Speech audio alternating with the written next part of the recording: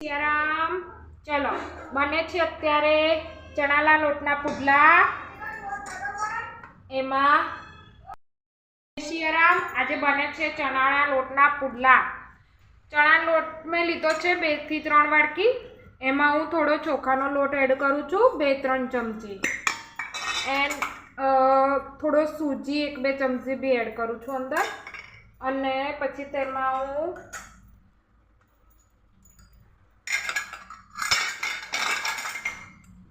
આદુ મરચાં લસણની જે પેસ્ટ બનાવી છે તે એડ કરું છું આવી રીતે ખમણી લીધી છે એ એડ કરું છું એક ડુંગળીને આવી રીતે ખમણી લીધી છે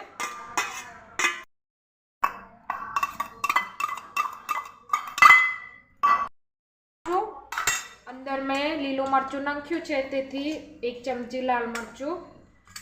ધાણા જીરું થોડી હળદર થોડા તલ એડ કરું છું મીઠું નાખું છું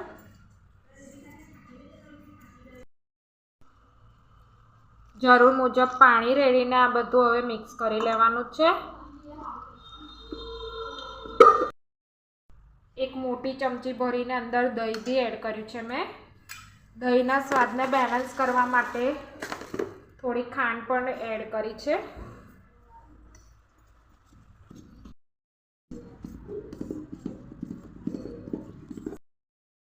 આવી રીતે સારી રીતે એને મિક્સ કરી લેવાનું છે લાસ્ટમાં થોડો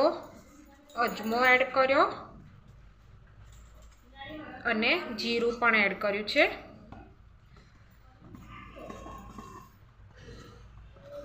પુડલાના બેટરમાં આ રીતે થોડો ચોખાનો 1-2 ચમચી લોટ 1-2 ચમચી સૂજીનો લોટ એડ કરવાથી પુડલા સરસ ક્રિસ્પી બને છે આ રીતનું પુડલાનું બેટર ચમચામાંથી આ રીતે એક ધર પડે એવું આપણે એની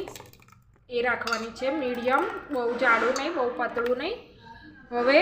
તેને ઢાંકીને 15 મિનિટ માટેનો રેસ્ટ આપીશું પછી આપણે પુડલા ઉતારીશું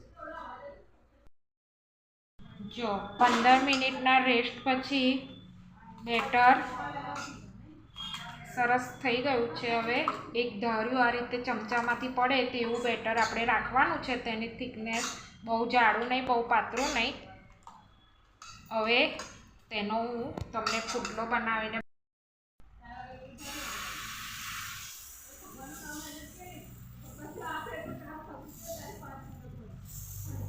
આ રીતે તવા પર સરસ રીતે તેને પાથરી દેવાનું છે બેટરને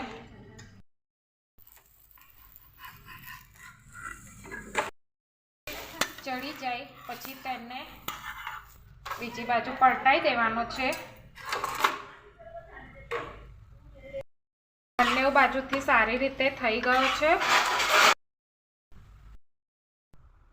જો પુડલો રેડી છે તેને ગરમ ગરમ દહીં સાથે સર્વ કરી શકાય